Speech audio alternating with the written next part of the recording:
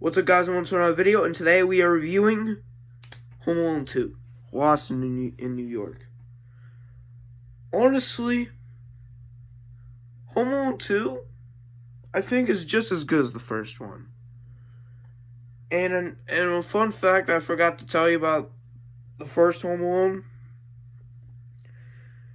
is that Warner Brothers, yes, future, mess up Warner Brothers, the screw up studio that is Warner Brothers now, apparently was going to distribute Home Alone, but they decided to pull the plug since they thought it was going to be a huge flop.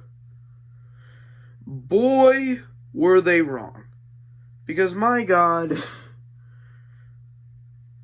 boy was Warner Brothers, after seeing how, because nobody expected how big of a hit Home Alone was going to be. And because of that, and that was a huge loss for Warner Brothers. And they basically kicked themselves in the foot, or the butt or something. But, and Warner Brothers in the 90s, let's say the 90s was not a good time for Warner Brothers, because especially the late 90s, Warner Brothers was facing a slew of failures. And because of that, they were not doing well financially, but even now.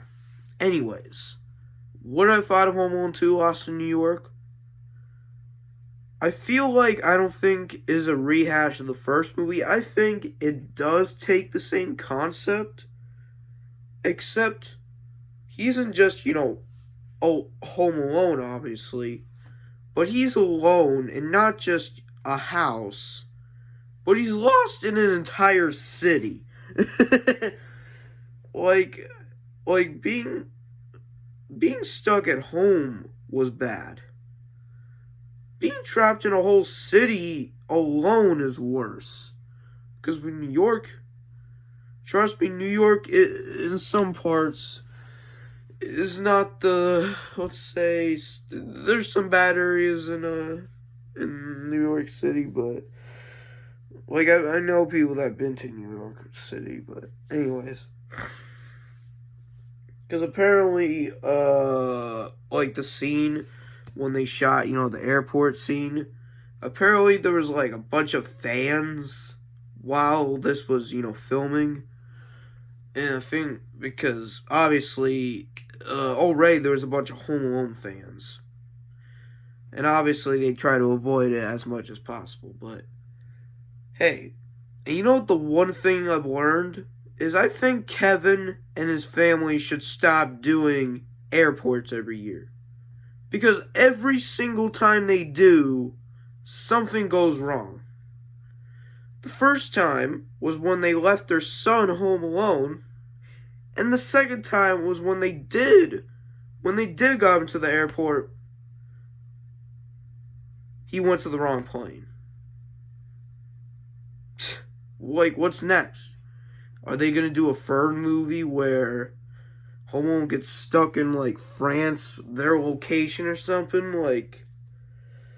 It's and as for, if they would have done a Home Alone 3, what if with Home Alone 3, they had Uncle Frank as, the main villain, and he hires Harry and Marv, to take care of Kevin? What if that was, the end of Home Alone 3? Or that would have happened? I would be down for that, because it makes a lot of sense, because out of everybody in the family, Buzz and Uncle Frank probably treated Kevin horribly. The most. Because Uncle Frank, at least with Buzz, at the very least, he somewhat cares for Kevin, somewhat. Uncle Frank does not show it at all. Throughout the whole series, he simply doesn't care. Even in the second movie, he's this is where we got our honeymoon. And you need to tell me that the dude doesn't even bother to pay for his brother's like pizza delivery. It's like, why are you being a cheapskate? And that's probably why he would hire Harry and Marv, because that's where the whole him hiring Harry and Marv to do, to steal money theory comes in. That theory honestly makes a lot of sense, to be honest. Because what if that was the case? What if Home Alone 3, because apparently originally they were going to shoot Home Alones 2 and 3 back to back. But the reason why Macaulay Culkin didn't return for the third installment was simply because he was getting tired of playing child roles. Like, he was starting to get sick of it after the third film. Okay, the late 90s is basically, like, Macaulay Culkin, like, that's basically the role he will always be known for, is Kevin McAllister. Now, then we have Tim Curry in here. Now, Tim Curry doesn't really act really anymore, but here, this was when he was at his prime, okay? Because Tim Curry, because Home Alone 2 not only, had Harry and Marv as the main, as, like, antagonists, they also had to deal with Tim Curry. So that means Kevin had to deal with other villains going on, because I think Tim Curry's character, I feel like he has good intentions. It's just the way you handled it. Like, instead of you, like, he was always so nosy from the very moment, bro. It's like, bro, is this what you do to every single customer you do now? And plus, with Home Alone 2, we have a Trump cameo. Moving on. Anyways, in my opinion, I think the traps were a lot more creative in this one than the first one. Because, my God, like, these are traps. Like, at least with the traps in the first one, you can at least survive some of them. Here, I'm not sure. Like, the brick, him being thrown with a crap ton of bricks, bro, those bricks alone could probably kill you. They could. You go, boop. It's like, you would get a severe concussion if that were the case. Because I love, like, seeing videos of, like, medical professionals watching Home Alone and analyzing the injuries that would happen. Bro, if anybody were to go through this many injuries, at this point, they would go to the hospital at that point, okay? Because even the actor Joe Pesci has said that he basically says that working on the Home Alone series gave him a lot of serious injuries. Especially the scenes where he has his head on fire, which makes a lot of sense. And he has opened to say that he is open to do a third movie. But he does, have a good point of saying that it's going to be really tough to replicate those first two movies. That is true. Like, I swear, Home Alone 3 through 6 just don't have the same magic as those first two movies, to be honest with you.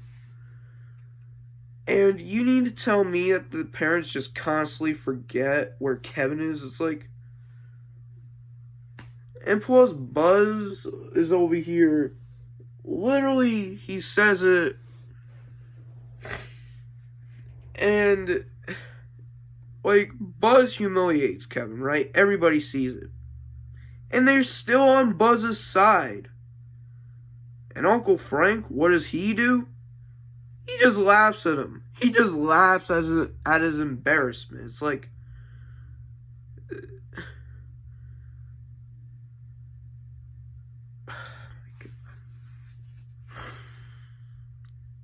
anyways, man, Home Alone 2, man. It's like, at this point, at this point, the family, bro, like, why does in every single John Hughes movie, he always makes every character in his movies somewhat dumb, and making the main characters, like, smarter than anybody else? I don't know, but we'll cover the other John Hughes movies eventually, okay? We'll cover them in the near future. As of right now, I won't. So, anyways, overall, I thought Home Alone 2 was just as good as the original, in my opinion. And that's it. Home Alone 2, Lost in New York, came out and was one of the highest grossing movies. It was one of the highest grossing movies of that year. And obviously, a third film would be announced. And boy, is the third film a big letdown. Okay? Stay tuned for Home Alone 3, and I'll see you guys in the next one. Peace.